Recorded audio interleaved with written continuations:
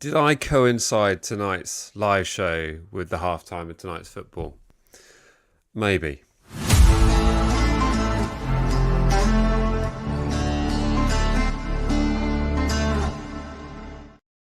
Alright, hello and welcome to the Matchday Vlogs YouTube channel. As always, please remember to smash that like button and hit subscribe because it really does make a difference to the channel. We're here tonight to talk about the upcoming game tomorrow at the Emirates, a 3 o'clock kickoff against title contenders Arsenal Football Club. If only we could say the same of ourselves. We're also going to have a quick look back at the Bournemouth game to perhaps pull over some of those bones that were left in the presses that has been discussed recently. And I have just literally watched the entire half hour of the Russell Martin presser.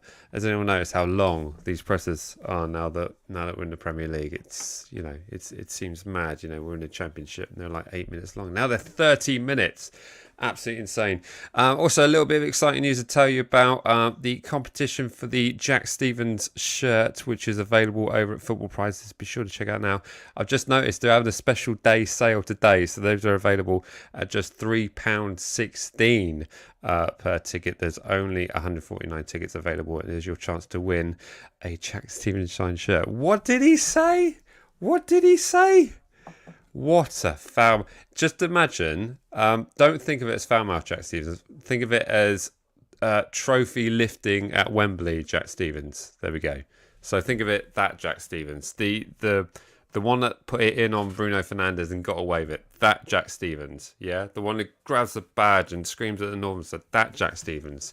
So think of that Jack Stevens, not foul mouth Jack Stevens. Speaking of Jacks, you'll notice there's no Jack to my left here. He's out gigging again. He's a full on rock star now. So here we are. No, he sends his apologies. I said I'd just jump on it and do a quick show to pull apart the weeds of the Bournemouth performance, and then also see what your general thoughts are ahead of tomorrow's game. But let me know your thoughts. This is your chance to jump in and share your thoughts on Southampton as it stands at the moment. Your thoughts on Russell Martin. I have a few things to say on what I've seen from the performance on Monday and also from what I've heard in the presser and just general my feelings, because I know there's a bit of a mood going around at the moment. It's getting a little bit, I don't want to use the T word, the toxic word. I don't think we're there yet, but naturally, when you're 6 games in and you haven't had a win, things get a little bit nervous. Let us know where you're watching the show from. It's always fun to know. Luca has sent me an email. I tell you what, I'll somehow try and get the link over to you, Luca, and we'll get the thoughts of an Arsenal fan on the show. So, hello, Daniel. How are we doing? Good stuff. Comments here. Why have we kept Carl Walker-Peters from not to play? We're getting no money. We kept him because offers weren't good enough. We're going to get onto this, because this is a great question, and I know many others out there will be thinking exactly the same thing. So I'm looking down to my left here because we're live on TikTok as well as Facebook and YouTube, so I kind of fielding questions from all. There's one here from John down here on the TikTok. Tall Paul to start. I'm going to try and keep this in line, so we're going to work in various stages. Let's have a quick look back. Bermuda. Aiden's in Bermuda, everyone. Not at all jealous. Wow. Although I am missing the City game for somewhere exotic. You'll find out at the end of the month. Evening to you, Kevin. How we doing? Jamie's watching from Oz. Wow. Welcome. Right, let's have a quick thought back on the... Can we call it a performance? Are we calling it a performance? Obviously, it came out. It was game over at half time, although we did win the second half 1-0. Are you allowing me that? Are we going with that? Yes? No? I didn't think so. Yes, well, it ended 3-1.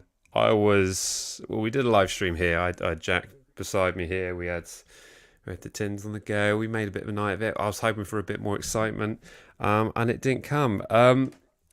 Firstly, the lineup. Let's have a quick look on the lineup. Naturally, the headlines were the fact that we had Dibbling starting in the number 9 position, Cornet and Fraser. What can we say? Fraser did okay. Cornet was transparent, and Dibbling was too much was being asked of him. I mean, he's done amazingly well on the right wing. But to put him up there all by himself in a number 9 role was kind of I don't know. It seemed very strange, especially when we had. He said 5 strikers on the bench, but I think Russell Martin made a good point in saying that really, well, Adam Armstrong's a winger. Berrington Diaz is a winger in his words. Versatile winger, but a winger. Same with Adam Armstrong. And Tallpaw and Ross Stewart, very different sort of tall sort of strikers, and Cameron Archer an out and out number 9. So look, in hindsight, I'm sure he would have started a striker in there, and perhaps put Dibbling out on the wing. But I think, hindsight's a wonderful thing. But the frustrating thing for me is it's a bit like the Brentford game. Bournemouth didn't have to do a lot to win. So that was a disappointing thing for me, and it was just capitulation. Firstly, their first goal was pretty good, I have to say, but we were caught sleeping at the back. So whose fault was that? Ours. Naturally, it's ours. But disappointing, naturally, to go in at half-time 3-0 and really it's game over. But Russell Martin did say how he was proud of the courage of the guys to go out there and perform the way they did in the second half. And yes, I did see some positivity. And if we're being super positive, we won the second half 1-0. There we go. Anyway, we're going to move on. Because it's enough talking about that. I'm going to try somehow and get a link over to Luca, because I can see he's asking in the chat. Let me see what I can do. Hang on, Luca. Bear with. See, when I'm doing a live show with someone else, I can put things in whilst Jack is talking. So imagine Jack's there chatting away. He's probably saying something outlandish like we're going to win 10-0 tomorrow. Luca, I'm going to send you the link. It's coming over to you.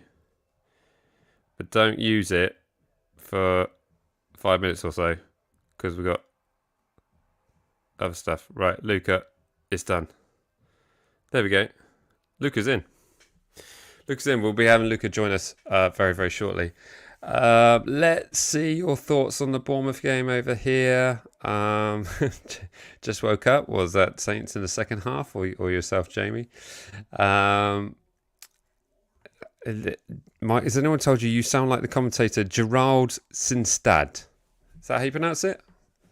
I'll take it, Kev. I'll take it, because mostly I get it's Alan Partridge, and oh my goodness, you sound posh, which is funny because my wife doesn't think I sound posh at all because I don't pronounce my T's. I can do that. Local Southampton lad, he was clearly trying to do the false 9 thing he's done in pre-season against Leeds and the others before, but I don't think it was the type of game for that. Need to change the formation. I do have my preferred 11, which I'll bring up very, very shortly. Might be fun to do that when Luca's in the room, actually, just so you can see who's going to be coming up against, on the Arsenal side, really. I want to visit Southampton soon. Well, Watford fan, I hope it's not next season. Well, if it is, that you've had a fantastic season and you've gone up. But there we go.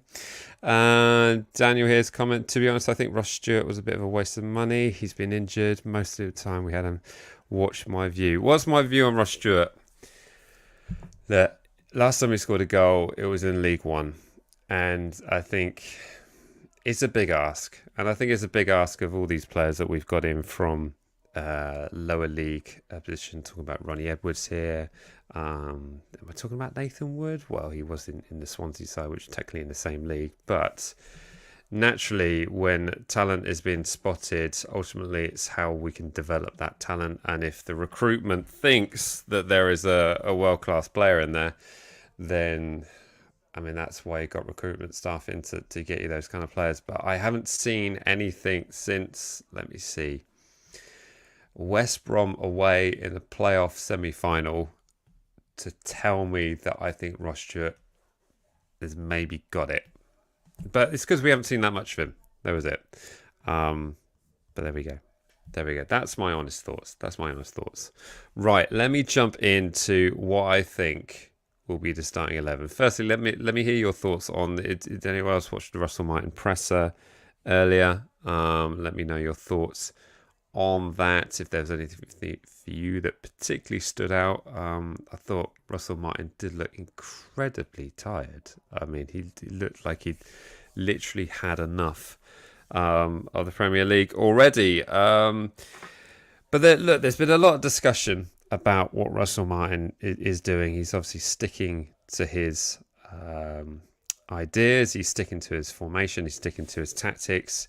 And a question was asked actually on TalkSport. I'll admit, I was listening to TalkSport. It does happen. Bear with me. And a question was voiced actually by the legendary reporter, for all the wrong reasons, Alex Cook, about why he's doing that and for what purpose and for what benefit, and does it actually suit the quality of players that he has to decide, drawing relation also to what Vincent Kompany did last season at Burnley. Ultimately stuck to his beliefs, stuck to his way of playing, to the detriment of the Burnley side, but to the benefit of himself moving on to a job at Bayern Munich. Now, personally, for me, I don't think Russell Martin has the same kind of stock that Vincent Kompany has, because I think Vincent Kompany is using a lot of his playing days, and as amazing as Russell Martin was for Norwich City in his day, I don't think he's going to have the same kind of clout across the European leagues. I might be completely wrong, but look, we've seen all kinds of reports linking Russell Martin to all kinds of clubs over the last 6 to 12 months. How much truth in that, who knows? But I don't think, to sum over my point, I don't think that's what he's doing. I don't think he's sticking to his ways of playing football to try and leverage himself in the managerial world to get him a big paying gig. I don't think that's happening, just because I don't think he has that kind of clout to be able to do that. But that said, I just want to draw your memories back to all those, well, probably about 18 months ago, 2 years ago, something like that. Last time we went to the Emirates, and we scored 3 goals. And quick question for you: does anyone remember the goal scorers in that last time we went to the Emirates and scored 3? Can anyone get that in the chat session? Who knows? I know. That's why I'm asking the question smugly. But of course, last time we went to the Emirates, it ended in 3-3. It was a game where we were completely written off, and I remember having lots of conversations with many Arsenal fans, and they were very wary. Look at that, Ralphie Smith straight in there. It's absolutely white. Walcott, Alcaraz, and Kaletakar. Tush Kaletakar scoring at the Emirates. Is it mad to think that we might be able to get something out of this after looking at those goal scorers there? Who knows? But yes, of course, we're up against the mighty Arsenal, who are chasing for the title, looking for perfection to have any chance of defeating Man City's reign. But anything is possible. Luca is in the green room. I can see him there. He's looking all ready to go. But I'm just going to bring up my chosen 11 for this, just so we can gauge opinion on this. This is the lineup that I think is going to be going for. So I've gone Ramsdale in goal. Walker-Peters out on the right. Now, one thing I would say on the Monday night game, I didn't think Sugawara had a particularly great game. And I put in Aribo. I was particularly disappointed with Big Les, Ugochukwu performance. Really disappointed, mainly because I thought it was a bit of a formidable force defensively. So to see him flapping around and not stopping Semenyo smashing that third goal in was particularly disappointing. So I can see him being dropped. Fernandez, difficult to put a foot wrong, really. Tyler Dibbling back on the right. On the left side, I've had a bit more of a harder time because ultimately our options there are Maxwell Cornet, Ben Brereton Diaz, Ryan Fraser. And really, if I had to pick one of those after the performances on Monday, it's still going to be Ryan Fraser. And up front, it could be anyone. Just as long as it's a striker. That's all I'm hoping for. So I'm going to go with Cameron Archer in that because I just don't believe we're going to be seeing Tall Paul start. He may come on, but I might be completely wrong on it. But hey, we haven't seen him in training. He could be absolutely smashing them in. So who knows? Who knows? But that is my lineup. But before we go on to the thoughts of other things, we have a guest. So I'm going to bring in Luca to talk all things Arsenal. Luca, how we doing? You keeping well? How are you, man? I'm good. So first things first, how have Yeah, you felt after the last two seasons coming so close?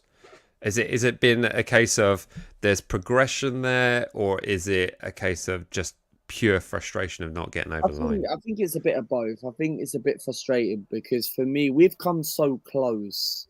Like in the 2022-2023 season, top four in the Europa League was the aim, and I didn't expect we were going to challenge. And that season, we challenged against Man City, and we finished 8 points behind in that first season. And what let us down was that Europa League game against Sporting Lisbon. We had Tomiyasu out, we had Saliba out injured, we had a number of crises of Yeah, he injury. did. It all went wrong. And that was the season when we drew 3-3. I remember doing a preview with you in that season, and then I Yeah. remember and it was fantastic. And I look at it, look, um, last season we came so close. We done what was required, right? And we lost one game this year, and that was Aston Villa. Hmm. And we've got one of the best defenses this season. And for me, we I just felt like we came so close. There was games last season where we should have beaten Villa last season, but we lost twice to them last season. This season we beat them this time at Villa Park. Still got to play them at our place. Hmm. Then we lost to West Ham and Fulham. I think that's what put pressure on us, and results matters. Okay, you've got to beat the teams around you, and we go back 2 seasons ago. Before we went into that Man City game 2 seasons ago, when you last in the Premier League, when we drew 3-3 to Southampton, that's what let us the title down. Mm. Southampton, you let Theo Walcott scored against us, right? That was his last season, I believe, right? And that's what really let us down. And I think this season, people have talked about, right, okay, are Arsenal going to be good as they are and all that stuff? And we're doing all right. Yeah. Yeah, we dropped points against Brighton. We dropped points against Man City, but City drew to Newcastle. So now mainly that 2 points now becomes 2 points gain at the moment. And I feel this season, I'm looking at Kai Havertz. He's becoming a really good player. He's becoming a fan Mm. favorite. And I like Kai Havertz. I think for me with Havertz, I did a stream the other day. I did a reaction video about the PSG on a live stream the other day. And I said, you know what? Kai Havertz, for me, can prove himself that he can get 20 goals. But Yeah. if we want to go on and win the league, I still think we need this world class striker that's going to come in. We're linked with Jonathan David. Okay. And I don't, what do you think about Jonathan David? I haven't. I'll be brutally honest. I haven't really read that much into him. Is he I think particularly prolific at the he's moment? not a bad signing. I think he's quite a decent striker. He's a free in the summer, but I don't know if he can get us the league title, man. I want someone that's Mm. really prolific. I want someone like a Gyökeres, and I want someone like that that's going to come in. That of course is going to get us to the next level. It's Man kind of. City have got Rodri out. De Bruyne is not back to the international break, so we've got to take that opportunity. Look, Arsenal, for me, I think we're good enough to win the league. I Mm. just feel like we need that clinical instant that's going to go and turn up. That's going to go to Anfield. That's going to go to Old Trafford. That's going to go to the Bridge. That's going to go to these sort of grounds that are going to win you football matches. Havertz, Yeah. for me, is a good striker, right? I like Havertz now. He's really become good now. But I don't think he's not the guy to win the league. Mm. I mean, it's kind of interesting you talking about the fact you're desperate for a prolific striker. I mean, Yeah. we can certainly relate to that. But I want to draw back to your thoughts on our manager at the moment, because of course there was a time where a lot of Arsenal fans were asking for Arteta to be gone. And there was a very difficult transition period where ultimately you were getting things right, and it was looking pretty close to Arteta moving on. I mean, do you think that's? I'm not sure how much you've seen of Russell Martin football or Southampton play, or is it something that Southampton fans should generally be patient for? I think for me, look, I don't expect you guys, and I don't want to take it out of the ground. I don't expect Southampton to get anything at the Emirates, and Southampton do have a good record at the Emirates. But I was very surprised you lost to Bournemouth on the Monday night. I expect you guys to win that game, but for me, I feel like Russell Martin. I don't think there's no patience with him. I don't think he can't cut the Premier League. I think he's more of a Football League manager. Because when he was at MK Dons, he had a good season, right? At MK Dons. And even a player, he got MK promoted from League 2 to League 1. And in 2018-19, 5-6 years ago. And I look at Russell Martin, I just don't see any kind of style. Yeah, okay, he got you promoted. I get that. He got you and you won and got promoted, but I think Southampton need that experienced manager that's going to come in, that's going to know the Premier League to get teams out. Because over the years, Southampton have had a great academy. We think about the players over the years that actually could have been a really good team to win the league, like the Walcotts, the Manes, the Van Dijks, and the Bales. Yeah. But so depressing Southampton are very good. Yeah, of course. But Southampton are very good at creating things, and that's what they do. You've got people like Walker Peters who sit at the football club, but I just feel like it's going to be a difficult season for you. And look, you're there to enjoy the ride, innit? And even if you go back down, you're just one of those. And we don't want Southampton to be like a Norwich. I don't want to take it and disrespect Southampton, but I think this will be a tough game for Arsenal. I really do. But I do think we will win. And I think looking back to the last time we played you, it was a time where effectively we were on a one-way ticket out of the Premier League, and everyone was kind of writing us off. But to see the way Arsenal have done it in not just last few occasions against Southampton, but just in general at the moment, they appear to be like last-minute craziness all the time. I mean, you draw back to that time when we were 3-1 up against you in 88 minutes on the clock. I still in shock at this. I mean, I think Romeo Lavia got subbed off, and we made some substitution. In the 88th minute, we were 3-1 up, yet it somehow ended 3-3. Trossard hit the bar. It's absolutely crazy. We still wouldn't have won the league anyway. It means we would have to beat Man City, and we already dropped points against West Ham. We were 2-0 up that season at Anfield. Yeah. Arteta didn't pretty much make the substitutions quicker at half time, and that let us down. We were 2-0 up at Anfield, and we didn't even Talk to me about the defensive qualities that you have. I mean, obviously, I pulled up the lineup here to have a look at.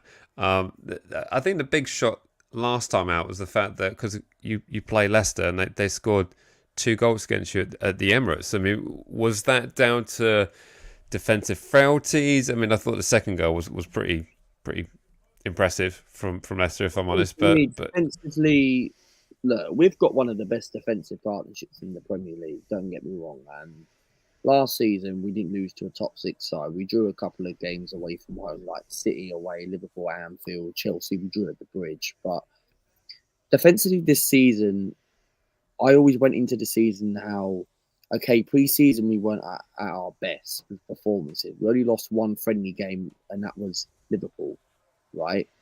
But I just felt like going into the season, were Arsenal good enough to actually be as good as we were? But so far right now, okay, we've had a couple of blips. We drew to Brighton, we drew to Man City.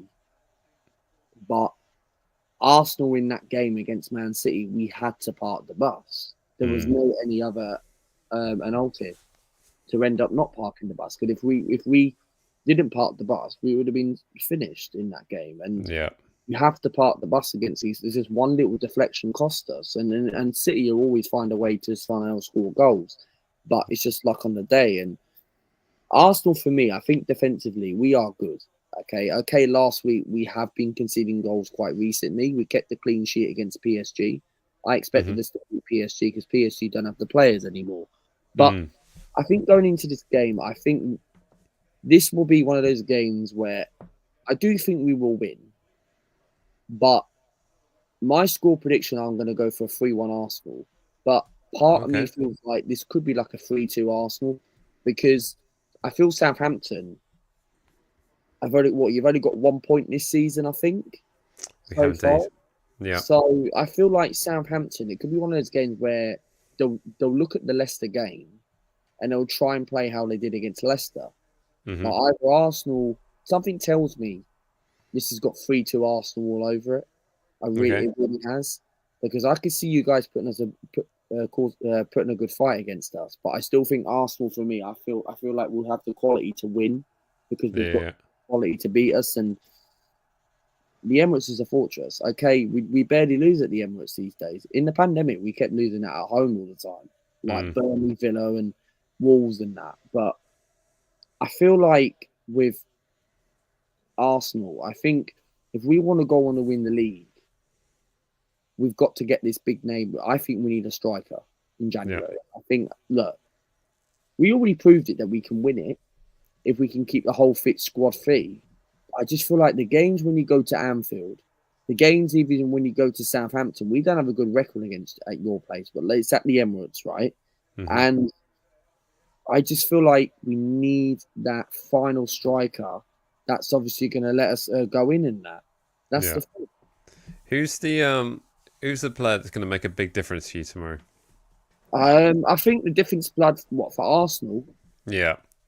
I'm I sure there's think, probably more than one, but if you can beat one that's particularly prolific at the moment. but the thing is, there's more than us, right? Look, the difference where is going to be cause problems. Havertz, Havertz is Mm. going to be a threat against Southampton. Havertz is on fire at the moment, and okay, he doesn't score. He's scored in the last 3 games, right? I think that's the first time he's ever done that, probably since buying Leverkusen. Okay. I don't know if he's ever done it for Leverkusen when he signed for Chelsea, but Havertz scored against Bolton. He scored on the weekend against Leicester, and he scored against PSG. Mm. I think he's a target man for you lot, and even Trossard is playing well. Trossard was my man in the match against Leicester, and Havertz was my man in the match against PSG. Havertz and Yeah. Trossard are having a very good combination. Trossard set it up Kai Havertz's goal against Paris Saint Germain, so I feel like them two could be more dangerous. Yeah. That guy in the Yeah. comments is Harold HCD. Gabriel's a good score in this game. It's a type Hmm. of game he might score a set piece, and we're very good at set pieces.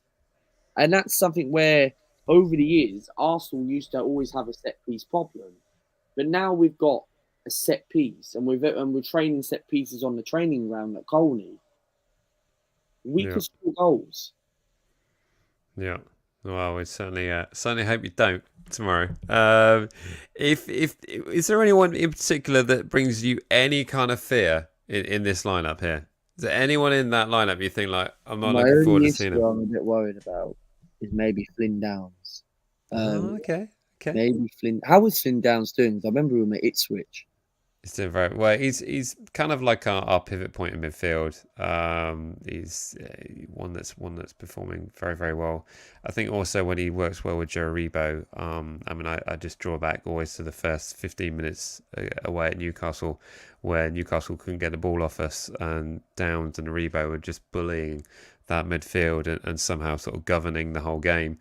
So I'm hoping something similar can perhaps happen. But for me, from what we saw earlier in the week on Monday night, Big Les Ubichukwu come on loan from Chelsea well, he didn't really look that great, which is particularly disappointing because I think he's baller. Archer's a good striker. I think he's Mm. all Yeah, right. Cameron Archer, if he gets himself firing, is pretty prolific. I know a lot of Aston Villa fans were very disappointed to see him go. So, yeah, it'd be nice to see him certainly Do you get feel a like good score sheet. Southampton could have signed any experienced players out there? Because obviously you haven't really got any experienced strikers you can go and get.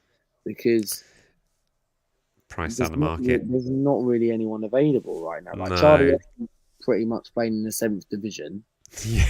There's not really anyone available, man. I'm sure So, he'll appreciate you giving him a mention though. He'll absolutely love that. It's a team like being in contention for a Premier League club again. But who knows? We're that desperate on the strike force. Maybe. yeah. Someone said Southampton should get Graham Potter. Yeah, Graham Potter's name has been mentioned. Oh, I think it's something that is down to the fact that Graham Potter's still being paid handsomely by Chelsea. So it doesn't make sense for him to go out and get a job until a particular contract ends. So if he was to get a job, basically Chelsea are able to stop paying him, and he's quite happy to take their money. So yeah, but really for me, I don't think there's any other. Like the alternatives for us out there, managerial wise, aside from Graham Potter, maybe, but I don't consider him available. If I'm honest, it would be desperation. Like David Moyes would be complete scrap the system, change the way we're playing, just somehow park the bus and don't get relegated. And I think that would be the case of a lot of stuff, really. Just bringing an excellent comment. Yes, aren't we still paying out Nathan Jones' contract? It's the same deal, Josh. So I think when Nathan Jones went and got another job, there was a release of those funds. So, but yeah, it's So I think the other alternatives for us just aren't there, and they're really the panic button. And the last thing I want is like, well, when we got relegated last time, it was a case of we changed the manager twice in the season. So that's when you know it's particularly going wrong. But Luca, really appreciate you joining, mate. Is there any other final thoughts on tomorrow's game before you head off? I wish you all the best and all that stuff. And are you going after tomorrow's game? Are you going to the game? Are you going to the game? I'm not. I might be doing. Are you doing a calling show after the game? Might well do. I've got. Just drop me an email. Drop me a DM on StreamYard. Yeah, sure. Because I've got my match reaction to do tomorrow as well and all that stuff. And what time are you thinking of doing yours? It could be just literally just before 5, maybe. Literally right after the game. So yeah, let me do something like that. Sounds good. Yeah, just let me know. And thank you for having me on, man. Absolute pleasure, Luca. Thanks so much for joining. Much appreciated. Okay, man. Cheers. There we go. Luca giving his thoughts on the Arsenal side of things, but I think he does bring up some excellent points. I mean, Arsenal do have plenty of strength on offer. It seems mad that Kai Havertz is a formidable force. I never thought I'd be hearing that. Tends to be the sort of player that's been moved around and obviously didn't set things alight at Chelsea. So to see him doing well at Arsenal, long day.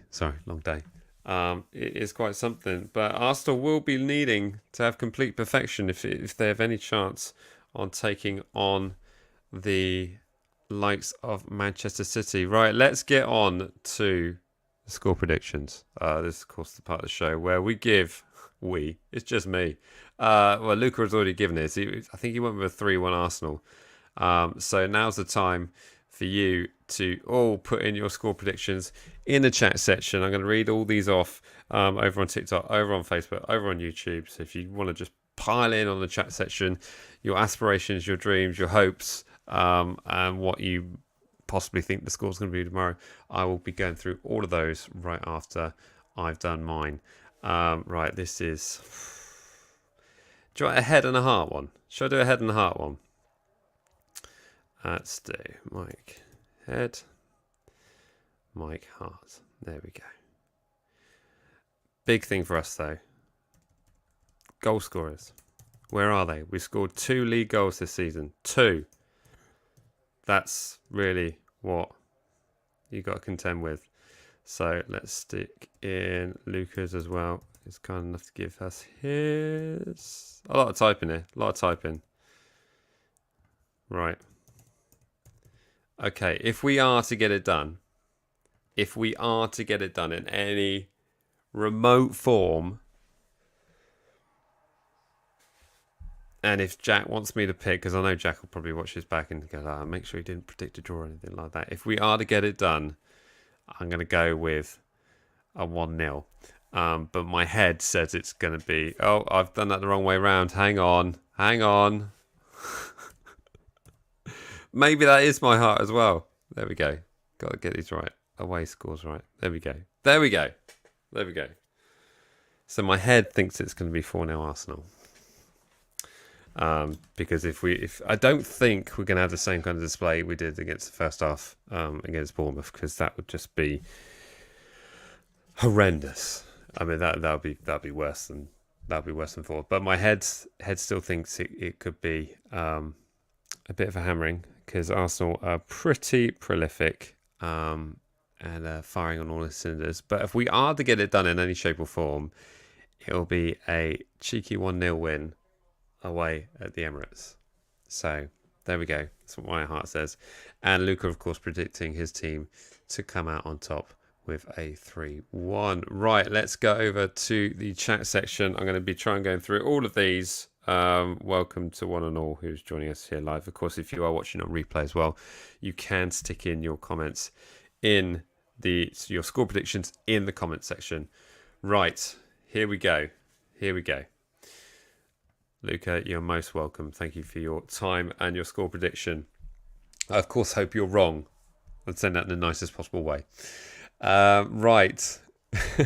So Luke's captained Havertz on. Seriously. I mean, I understand, but no. Put in Ramsdale, because it's going to be a clean sheet tomorrow. Right. I'm going to start with Aiden. Who is Aiden in Oz or Aiden in Bermuda? I can't remember. Aiden, let me know. I've forgotten. You're somewhere lovely. Aiden's going for a 2-1 Saints and is praying for this one. So let's hope so. Josh is right with me. A 1-0 Saints win, 95th minute from Pick Ross Stewart. He'll celebrate so hard he'll injure himself again. Let's hope not. But to get a 1-0 win away at Arsenal, it's the only way it really is going to get done, if I can kind of see. Luke's going for a 0-0 masterclass despite captaining Havertz. Unreal. Harold is going for a 4-1 Arsenal. I think we'll concede twice from a corner and they'll probably give the ball away for one. That sounds depressingly familiar. Ting is going for a 2-0 Arsenal. That's me being generous. Thank you so much. Del Girl, how we doing? Head says 4-1 Arsenal. My head's in a similar place. Heart says 3-2 us. You see us scoring 3 goals. Wow. Okay. Wow. Jack will say 3-0 Saints. Jack would say 3-0 Saints. Jack, if you're watching, message me. Is that right? Who knows? Luca, we've already had yours. Yours is literally in there. Look, I've got it on the screen constantly. Local Southampton lads, Taylor Harvey to score in the 85th minute in a 1-0 win. Probably going to lose 4-0. This is my thoughts. Congrats to Luca on the road to 8,100 subs. Look at that. Everyone be sure to go across to Luca. Was it Luca? Luca Talks Ball. Go and give him a sub. Smash him through that. Alpha's going for a 3-1 Arsenal, Rice, Havertz, Saka and Archer for ours. Kevin's going for he's on the fence here. He's on the fence, but he sees goals, which is good. And what do you want? Sorry, I've been disturbed by Cat Latiz. Say hello, everyone.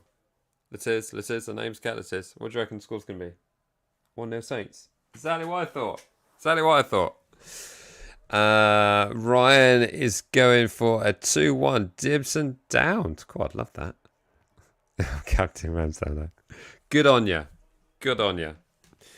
And Ralph Smith is going for a 3-0 with Saints with Tyler Dibbling getting a brace. Would certainly love to see that. Lovely stuff. Well, thank you so much for all those score predictions. Really do appreciate those. Be sure to keep in your predictions and thoughts on the game in the comment section once this live show has ended. But there we go. All looking good. Right, I can move that out. I'm getting a few questions over on each side about Russell Martin. One over here. How long do you think Russell Martin has left? at least until the end of the well, at least until after the charity game. No, I think look, it's too early to throw everything out, and I understand people's frustration, and I understand the thought process of the players aren't good enough to play the style of football that Russell Martin wants. Well, what's the other option? Are these players good enough to play under a David Moyes and park the bus and not get relegated? Let's be honest with ourselves. Are they? Are they that group of players? But the worry for me is that we'll make a change, whenever that may be, completely change the system, completely go against the ethos of what was originally planned, and there's more confusion, and we look even worse than we do now. I know that can be hard to believe in terms of some of the things we've seen. First 45 minutes against Bournemouth on Monday being one of them. The first 45 minutes against Brentford away, that again was pretty dreadful. We've had some terrible moments. Yes, our passing stats are through the roof, but how many of those passes are in our own box and passing for the sake of it? Our passing stats are positive, but are they positive for the sake of just passing, or are they positive in the sense of they're leading to creating chances and ultimately scoring goals? That is a big question. But ultimately, down to the question, like, how long has Russell Martin got left? I think realistically, he has at least a Leicester game. I think that's a given, because of course after Leicester we have Man City and then we have Everton. So I would say Everton, you're looking beginning of November. That's November the 2nd. November the 2nd we play Everton. I think by then, if we've not got a win after that game, then that's when it will be. Whether it's right or wrong, I think there will have to be a decision made then. But bear in mind, we're playing an Arsenal side tomorrow who were very frustrated against under Mikel Arteta. Very nearly sacking Mikel Arteta on many occasions, and they stuck with him. And they've been challenging for the title and improving year on year. Every time. Against arguably the best Premier League side the Premier League has ever seen, Man City. So it shows short-term pain, long-term gain. That's really, we could see that being, we could be completely wrong, but let's also have a look at who we played on Monday night. Bournemouth. They didn't win in the Premier League last season. They didn't win a game until the 28th of October last season. They didn't win a game until the 28th of October. And who did they win against? Burnley. So, and now seeing the way they're playing football, I think is impressing many people out there. So, look, it's definitely way too long, and I don't think even an absolute hammering of 5 or 6 tomorrow isn't going to bring the hammer down on Russell Martin. I think he has at least the next few games, and I think Leicester will tell us something. I think the game after at home against the 2 next home games will tell us, and I think he's at least got those. So yeah. That's my general thoughts. But let me know your thoughts in the comment section. In the chat section? Am I completely mad thinking that? Let's go over to Harold over here. I wouldn't change manager yet, but his stubbornness and lack of Premier experience is going to lose him his job. Following on, losing tomorrow shouldn't affect his job. Not many teams will go to Arsenal and get a result. Absolutely right. Delgar coming in. Takes players a while to get it. The same last year after window. Absolutely right. Still hoping it will gel. You're absolutely right. There are new players coming in. You haven't seen, these are the words of Russell Martin in his presser, they haven't seen the positive benefits from the way we're playing and haven't seen it for themselves. So they're doubting. They're doubting in the way they're playing. And I think it's much easier for them to adopt the system when they see it working and us winning, really. But it is frustrating for everyone. Heck, I've got a paper here. Daily Echo. Not sponsored. Alfie, you can thank me later. We're all frustrated. Yes, we are. We're all frustrated, but let's give it the time it needs, and let's go on from there. But there we have it. I've managed to talk on a live show. Well, I did have a guest all by myself for 45 minutes. I was intending for this to be 15 minutes so I could watch the rest of the Sunderland Leeds game. Oh no, Leeds are winning. Ah, much more funny to watch Leeds lose. Anyone think it's more of a derby for Saints versus Leeds than Saints Bournemouth? More of a derby, more of a rivalry, sorry, that was the word, rivalry.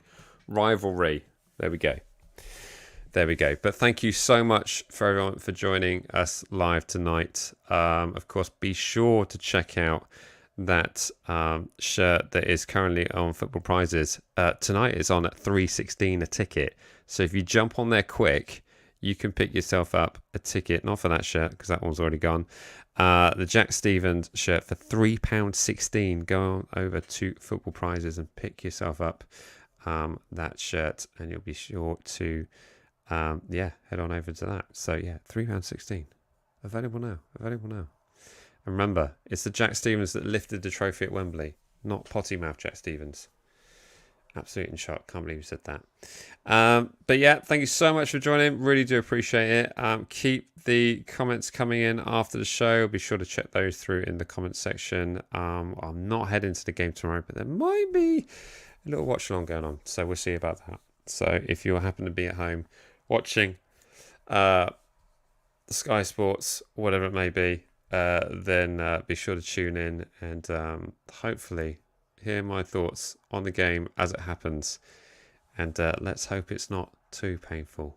But thank you so much for the support, really do appreciate, and as always, remember to like, comment, share and subscribe, and we'll see you all in the next one. Up the Saints.